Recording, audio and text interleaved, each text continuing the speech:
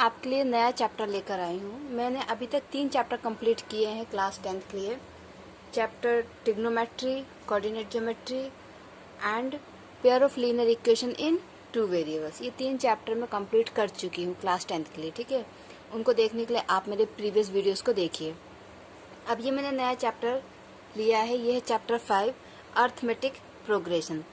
और क्योंकि ये क्लास 9th तक ये टॉपिक नहीं आता है, तो ये क्या एक नया टॉपिक है क्लास 10th के लिए।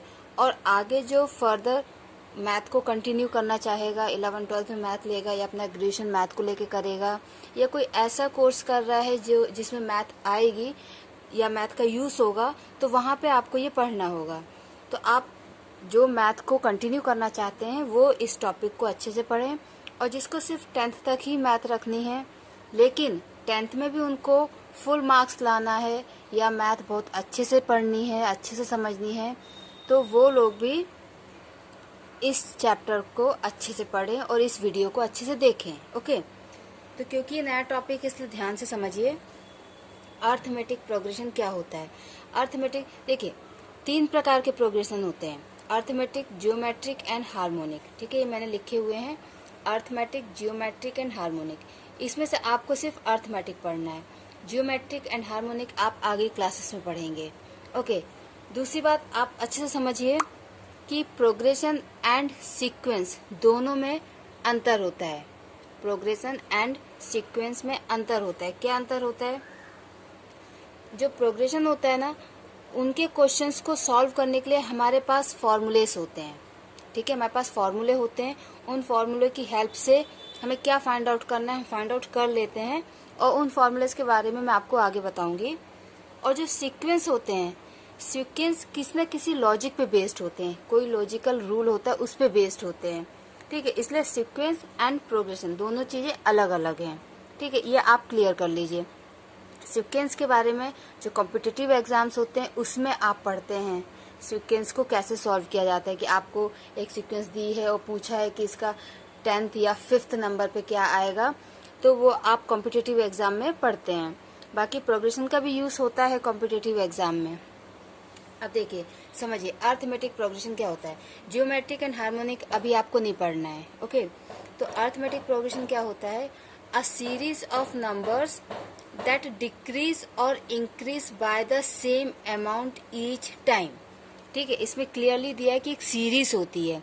ठीक है, नंबर्स की सीरीज होती है, और वो सीरीज या तो डिक्रीज होती है या इंक्रीज होती है, या तो बढ़ेगी या घटेगी। ठीक है, और उसका बढ़ना और घटना जो भी होगा वो सेम अमाउंट में होगा। मीन्स जैसे कि अभी अगर वो 2 पॉइंट से कम हुई है तो आगे भी वो 2 पॉइंट से ही कम होगी।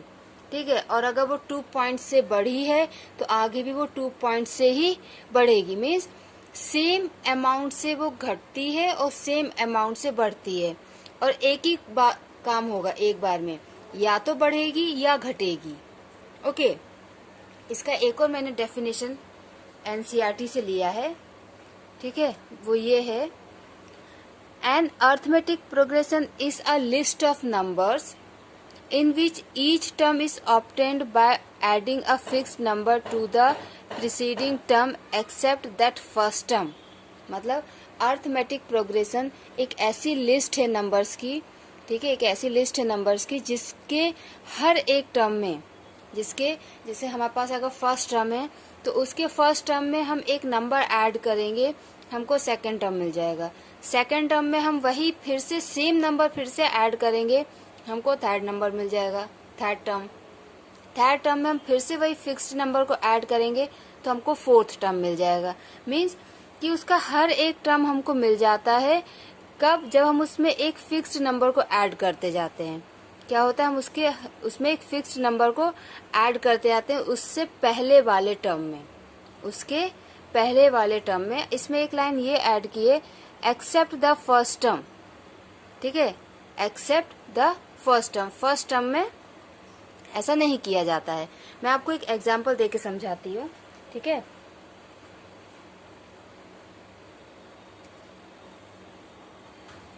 जैसे यहाँ पर मैं एक एग्जांपल लेती हूँ 1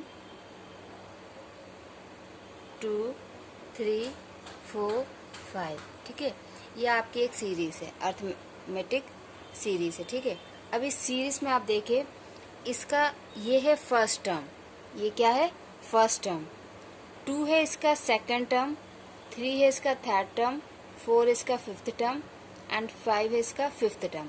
अभी आप कंफ्यूज हो जाएंगे, क्यों? क्योंकि मैंने सीरीज ही ऐसी ली है। मैं आपको एक और एग्जांपल दूंगी, उससे समझाऊंगी। तो इसमें आप ये देखिए कि इसमें फर्स्ट टर्म के बाद हमको जब सेकंड टर्म मिला तो उसमें हमने 1 ऐड किया है। ठीक है, 1 + 1 2, 2 में हमने फिर से 1 ऐड किया तो हमको 3 मिला, 3 में हमने फिर से 1 ऐड किया तो 4 मिला, और 4 में फिर से 1 ऐड किया तो 5 मिला। मीन्स इसमें आप जो आपकी प्रीसीडिंग टर्म है उसमें आप 1 ऐड करते जाएंगे तो आपको नेक्स्ट टर्म मिलता जाएगा। यही होता है अर्थमेटिक प्रोग्रेशन। मैं आपको दूसरा एग्जांपल देती हूँ। एग्जांपल 100 80 60 40। ठीक है, अब इसमें क्या फर्स्ट टर्म है आपका 100। ठीक है, देखिए फर्स्ट टर्म 100 है। ठीक है, इसमें बच्चे बहुत कंफ्यूज होते हैं जब हम उनसे बोलते हैं कि first term, second term, fifth term, sixth term निकालिए और n की वैल्यू निकालिए। जब आपको मैं फॉर्मूलेस बताऊंगी तब आपको समझाऊंगी। ठीक है, तो टर्म मतलब क्या होता है कि वो पोजीशन, और उस पोजीशन में नंबर क्या है। जैसे ये फर्स्ट टर्म है, ठीक है, और फर्स्ट टर्म का नंबर क्या है 100। ये सेकंड टर्म है और सेकंड टर्म का नंबर क्या है 80। ओके, तो देखिए फर्स्ट टर्म से में से जब हम 20 माइनस करेंगे तब हमको सेकंड टर्म मिलेगा। सेकंड टर्म में से हम फिर से 20 माइनस करेंगे तब हमको थर्ड टर्म मिलेगा, और थर्ड टर्म में से हम फिर से 20 माइनस करेंगे तब हमको 40 मिलेगा, फोर्थ टर्म। मीन्स इसमें हम जो एक फिक्स्ड नंबर माइनस कर रहे हैं वो है 20।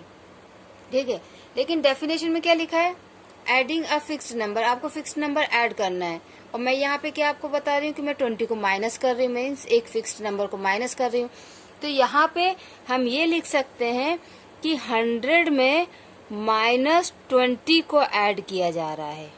100 में -20 को ऐड किया जा रहा है।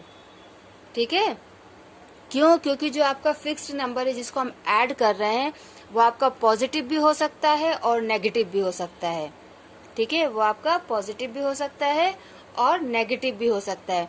तो यहाँ पे जो फिक्स्ड नंबर मैंने ऐड किया है वो नेगेटिव है, एंड दैट इज -20। ठीक है, अगर हम डेफिनेशन के अकॉर्डिंग चले या फिर सिंपल लैंग्वेज में कहा जाए तो मैं यहाँ पे 20 को माइनस कर रही हूँ। क्लियर? मैं आपको एक एग्जांपल और देती हूँ। -5 -3 -1।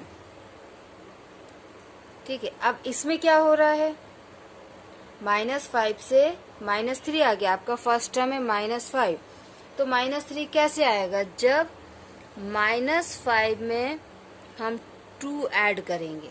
-5 में क्या करेंगे, 2 को जब ऐड करेंगे तभी तो हमारा आंसर -3 आएगा। और -3 में जब फिर से 2 ऐड करेंगे तो -1 आ जाएगा, और -1 में अगर हम फिर से 2 ऐड करेंगे तो +1 आ जाएगा। मीन्स इसका नेक्स्ट टर्म जो होगा वो +1 होगा। ठीक है, समझ में आई बात? तो इस तरीके से हमारा जो फिक्स्ड नंबर है वो आपका नेगेटिव भी हो सकता है और पॉजिटिव भी हो सकता है। क्लियर?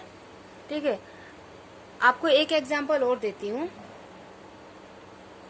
जैसे 5 5 5 5 5। अब यहाँ पे क्या होगा, ऐसा कौन सा फिक्स्ड नंबर है जो हमने ऐड या सब्ट्रैक्ट किया है, या फिर ऐसा कौन सा फिक्स्ड नंबर है जो नेगेटिव और पॉजिटिव। ठीक है, क्योंकि हमारा जो फिक्स्ड नंबर है वो नेगेटिव भी हो सकता है और पॉजिटिव भी हो सकता है। तो कौन सा वो नंबर है, यहाँ पे वो नंबर है आपका 0। वहाँ पे आपका क्या नंबर है, 0। यहाँ पे हमने फर्स्ट टर्म में जब 0 को ऐड किया तो हमको सेकंड टर्म मिला, सेकंड टर्म में हमने फिर से 0 को ऐड किया तो थर्ड नंबर मिल गया, थर्ड टर्म मिला। दैट मीन्स जो फिक्स्ड नंबर हमारा होता है वो नेगेटिव भी हो सकता है, पॉजिटिव भी हो सकता है, और it can be 0 also. Okay, it can be 0 also, mark it. Okay, एक और एग्जांपल आपको देती हूं मैं, ठीक है। So this is your next example, -1.5, -3, -4.5, -6, -7.5। अब यहाँ पे ऐसा कौन सा नंबर है जिसको मैं ऐड या सब्ट्रैक्ट कर रही हूँ, वो कौन सा फिक्स्ड नंबर है? हियर दैट नंबर इज -1.5, ठीक है। मतलब मैं ये समझाना चाहती हूँ आपको कि जो फिक्स्ड नंबर है आपका वो नेगेटिव भी हो सकता है, पॉजिटिव भी हो सकता है, जीरो भी हो सकता है, and it can be in decimal also. Clear? It can be in decimal also. अब देखिए ये तो हो गया कि ये जो आपका प्रोग्रेशन है या ये जो सीरीज है इसमें एक फिक्स्ड नंबर होता है जो नेगेटिव, पॉजिटिव, जीरो और डेसिमल में भी हो सकता है, ठीक है। ये तो क्लियर हो गया। अब इसमें हमें फॉर्मूले कौन से यूज करने हैं और क्यों यूज करने हैं, उन फॉर्मूले से हम क्या निकाल सकते हैं, ठीक है। तो उन फॉर्मूलेस को अभी हम डिस्कस करते हैं। ओके, तो ये एक एग्जांपल लिया है, इस एग्जांपल से हम समझते हैं। ये आपकी सीरीज है, ठीक है। पहले तो आप ये समझिए कि ये जो सीरीज है ये आपकी फाइनाइट है। क्यों? क्योंकि यहाँ पे मैंने आगे कुछ भी डॉट डॉट डॉट डॉट नहीं लगाया, मीन्स आपकी ये सीरीज यहाँ पे खत्म हो गई है, ठीक है। तो जो सीरीज आपकी एक फिक्स नंबर के बाद खत्म हो जाती है वो फाइनाइट कहलाती है, और जो खत्म नहीं होती, जो कंटिन्यू चलती है, उसको हम इनफाइनाइट कहते हैं। जैसे ये आपकी सीरीज हो गई फाइनाइट, ठीक है। इनफाइनाइट का एग्जाम्पल क्या होगा? जैसे मैंने लिखा 3, 6, 9, 12 एंड ये कर दिया मैंने, ठीक है। मतलब ये सीरीज अभी आगे कंटिन्यू है, तो ये आपकी हो जाएगी इनफाइनाइट। ये क्या हो जाएगी आपकी? ये हो गई आपकी फाइनाइट सीरीज और ये हो गई आपकी इनफाइनाइट सीरीज, ठीक है। ये बात तो आपकी क्लियर होगी। अभी इसी एग्जाम्पल को हम आगे कंटिन्यू करते हैं, ठीक है। अब देखिए ये जो है ये है आपका फर्स्ट टर्म, ये आपका क्या है? फर्स्ट टर्म, ठीक है, जिसको हिंदी में हम बोलते हैं पहला पद, ठीक है, पहला पद। ये 6 जो है आपका ये हो गया second term, 9 third term, 12 fourth term, 15 fifth term and 18 sixth term. जो फर्स्ट टर्म होता है, ठीक है, जो फर्स्ट टर्म होता है उसको हम ए से डिनोट करते हैं। उसको हम किससे डिनोट करते हैं? ए से। जो आपका सेकंड टर्म होता है वो होता है ए प्लस डी। वो क्या होता है? ए प्लस डी। और जो आपका थर्ड टर्म होता है वो होता है ए प्लस 2d, ठीक है। And your fourth term A plus 3d। इसी तरीके से आपकी सीरीज आगे बनती जाती है, ठीक है। तो आपकी सीरीज क्या हो जाएगी? ए प्लस डी, ए प्लस 2d, ए प्लस 3d, ठीक है। आगे अगर आप लिखना चाहो तो ए प्लस 4d, ए प्लस 5d, ए प्लस 6d, ए प्लस 7d, ए प्लस 8d। क्लियर? जिसमें से जो ए है आपका वो क्या हो गया आपका? ए इज योर फर्स्ट टर्म। ए क्या है आपका? फर्स्ट टर्म है। एंड ये D, D denotes the common difference. D क्या है आपका? Common difference. जो हमने बात की थी कि हम एक फिक्स नंबर को ऐड करते हैं ना, that is your D. D क्या है आपका? Common difference. जो हम एक फिक्स्ड नंबर, जो आपका नेगेटिव भी हो सकता है, पॉजिटिव भी हो सकता है, जीरो भी हो सकता है, it can be in decimal also, that is your D. वो आपका कॉमन डिफरेंस डी है। हमने एग्जाम्पल लिया ना 3, 6, 9, 12, 15 एंड 18। तो इसमें आपका ये ए है फर्स्ट टर्म, ठीक है। और डी कैसे निकालेंगे? डी का फॉर्मूला होता है निकालने के लिए, डी का फॉर्मूला हमेशा क्या होता है?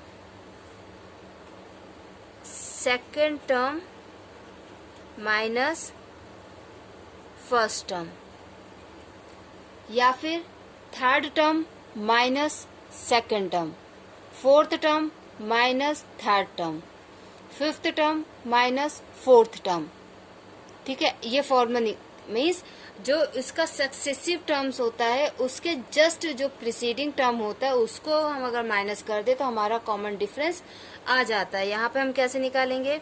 6 minus 3 is equal to 3। Your common difference is 3। Okay, आपका फर्स्ट टर्म भी 3 है, कॉमन डिफरेंस भी 3 है। ये बाय चांस हुआ है, ये हमेशा सेम नहीं होते हैं। ओके, अगर हम दूसरा एग्जाम्पल लें 4, 6, 8, 10, ठीक है, ये एग्जाम्पल हमने लिया। तो इसमें आपका first term a is equal to 4, आपका फर्स्ट टर्म क्या है 4 है। एंड कॉमन डिफरेंस क्या होगा, second term minus first term that is equal to 2, common difference 2 है। क्लियर, ठीक है। और ये कॉमन डिफरेंस अभी तो दोनों केस में पॉजिटिव आया, ये नेगेटिव भी आ सकता है, डेसिमल में भी आ सकता है। क्लियर, तो ये आपकी सीरीज होती है। सीरीज का मैंने आपको पैटर्न बता दिया, ठीक है। तो सीरीज का स्टैंडर्ड फॉर्म क्या होता है, ए प्लस डी, ए प्लस 2d, ए प्लस 3d, ए प्लस 4d, ठीक है। आगे ऐसे ये होता है ए प्लस एन डी। क्लियर, और ये जो होते हैं ये टर्म्स होते हैं, first term, second term, third term, fourth term, fifth term, sixth term, seventh term, ऐसे करते करते ये आपका हो गया nth टर्म। ये कौन सा टर्म हो गया, nth टर्म। अब इन सीरीज के हर एक टर्म को निकालने के लिए भी फॉर्मूले होते हैं। जैसे अगर आपको 3 टर्म्स दिया और पूछ लिया 10th टर्म क्या होगा, ठीक है, तो ये फॉर्मूले होते हैं। ओके, तो किसी भी सीरीज का nth टर्म निकालने का फॉर्मूला होता है। कुछ बुक्स में, क्योंकि अलग अलग बोर्ड की बुक्स होती हैं और सब में सिलेबस सेम होता है, तो क्या होता है कुछ बुक्स में जो टर्म्स होते हैं ना, टर्म्स, उनको टी से डिनोट करते हैं। कुछ बुक्स में nth या फर्स्ट टर्म, सेकंड टर्म ऐसे डिनोट करते हैं। कुछ बुक्स में an से डिनोट किया जाता है, ठीक है। एनसीईआरटी की बुक में an से डिनोट किया गया है, ठीक है। तो टर्म्स का फॉर्मूला क्या होता है, an is equal to a plus n minus 1 into d, ठीक है। जिसमें आपको पता है कि a क्या होता है फर्स्ट टर्म, d क्या होता है कॉमन डिफरेंस, n क्या होता है number of terms of the series, ठीक है। उस सीरीज में टोटल कितने टर्म्स हैं। जैसे कि हम अगर एक एग्जांपल लें, ये हमारा जो एग्जांपल था, ठीक है, हमने ये एग्जांपल लिया, इसमें टोटल 4 टर्म्स हैं, first, second, third, fourth, total कितने टर्म्स हैं 4। तो इस एग्जांपल के लिए आपका n हो जाएगा 4, इस एग्जांपल के लिए आपका n क्या हो जाएगा 4, क्यों, क्योंकि इस सीरीज में आपके 4 टर्म, ठीक है। तो इस सीरीज के लिए आपका n हो गया 4, a हो गया 3 एंड d हो गया 3। अब सेम ये तो आपकी फाइनाइट सीरीज है ना, ये आपकी क्या है फाइनाइट सीरीज है।